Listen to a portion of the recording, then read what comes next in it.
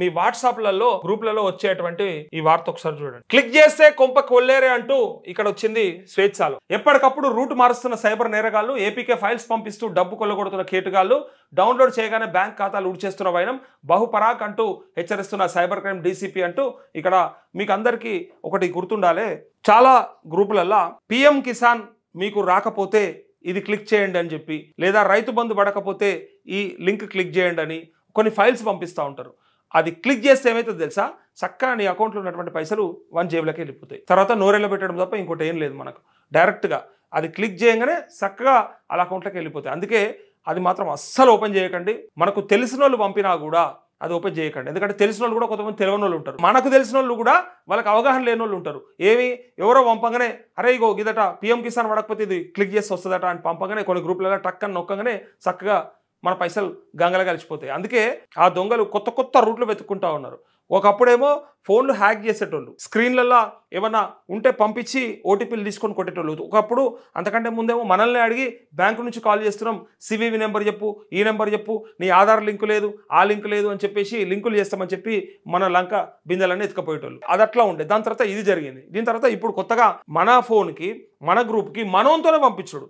బయటోడు పంపితే మనం డౌట్తో ఆపుతాం, కానీ మనోని కూడా వస్తుంది ఎక్కడనో గ్రూప్లలో. వాడనుకుంటాడు నిజంగానే ఇది మనకు పనికి వస్తుందేమో ఫ్యామిలీ గ్రూప్లో వాడేస్తాడు. మనోళ్ళంతా టక్క టక్క టక్క నొక్కుతారు. ఆ టక్క టక్క టక్క నొక్కితే పైసలు టికా టికా టికా చక్కగా వారి అకౌంట్లోకి చేరుతాయి.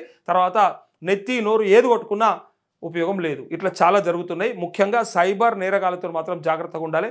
ఒకనాడు దారిదోపిడి దొంగలు ఉంటుండే. తొవంట పోతుంటే మన చిన్న ఉన్నప్పుడు ఆ మాట వినిపిస్తూ ఉంటుండే. బండ్ల మీదనో, సైకిళ్ళ మీదనో, నడుచుకుంటానో లేకపోతే బస్సులలో పోతే దారి పొంట రాళ్ళు పెట్టి ఆ దొంగలు బస్సులనో లేకపోతే మనుషులను ఆపి కొట్టో బెదిరించో ఏదో రకంగా వాళ్ళ దగ్గరికి వెళ్ళి గుంజుకుంటోళ్ళు. వాళ్ళని దారి దోపిడి దొంగలు అంటోళ్ళు. ఇలా అట్లాంటి దొంగలు ఎవడు లేడు. అంతా సాఫ్ట్వేర్ దొంగలు అయిపోయారు, అంతా స్మార్ట్ దొంగలు అయిపోయారు. ఎవడు కూడా కష్టపడతలేడు. ఇక తెలివితోనే కొడుతుండు, నమ్మించి మోసం చేస్తుండు. ఇక సేమ్ మన రేవంత్ రెడ్డి లెక్క కూడా ఈయన దారి దోపిడి దొంగ నేను అంటలేను, కాకపోతే ఆయన కూడా స్మార్ట్ దొంగ.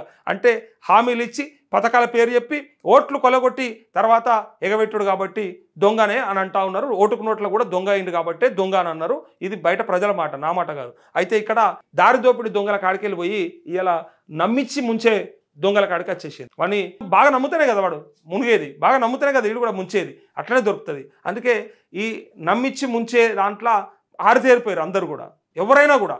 ఇలా నువ్వా నేనా వాడా వీడా కాదు, అంతకంత ఎవరి స్వార్థం బాందే. ఆ స్వార్థం కోసానికి ఎవరినైనా ఏదైనా నమ్మిస్తారు, అప్పుడు మనం పనిలో తీసుకుంటారు, తర్వాత ఎగబెడుతారు. అదే జరుగుతుంది. సో ఇక్కడ కూడా డబ్బుల విషయంలో కూడా బాగా నమ్మించి ఇగో ఇక్కడ తీసుకుపోయి ఇక్కడ పెట్టుబడి పెడితే డబల్ అవుతుందట, ఇగో ఇది కొంటే ఇది రెట్టింపు అవుతుందట, ఇది తీసుకుంటే ఇంకో ఇద్దరు జాయిన్ చేస్తే ఇంకా పైసలు వస్తాయట అని ఇట్లా రకరకాలు చెప్పి లాస్ట్కి ఏం చేస్తారంటే ముంచుతున్నారు, మునుగుతున్నారు. అందుకే ఇక్కడ ప్రజల్లో ఎంత అవగాహన కల్పిస్తున్నా సైబర్ నేరగాళ్ళు ఎప్పటికప్పుడు రూట్ మారుస్తూ జనం డబ్బు కొల్లగొడుతూనే ఉన్నారు. ఇటీవల ప్రభుత్వ బెనిఫిట్లు, బ్యాంక్ సేవలు, భారీ లాభాలు సంపాదించి పెట్టే పెట్టుబడుల అవకాశాలంటూ ఏపీకే ఫైళ్లను మొబైల్ ఫోన్లకు పంపిస్తున్నారు. అదేంటో చూద్దామని ఫైల్ను డౌన్లోడ్ చేసి ఇన్స్టాల్ చేసుకోగానే అవతల వ్యక్తి బ్యాంక్ ఖాతాలను ఊడ్చేస్తున్నాడు. ఈ తరహా నేరాలు కొన్ని రోజులుగా ఎక్కువగా జరుగుతుండటంతో హైదరాబాద్ క్రైమ్ డీసీపీ చెప్పినటువంటి ఈ మాట ఏమని, జర జాగ్రత్త పడుండ్రి అని చెప్పి అన్నది. అందుకోసారికే ఈ వార్తను చాలా ప్రముఖంగా రాశారు ఇక్కడ.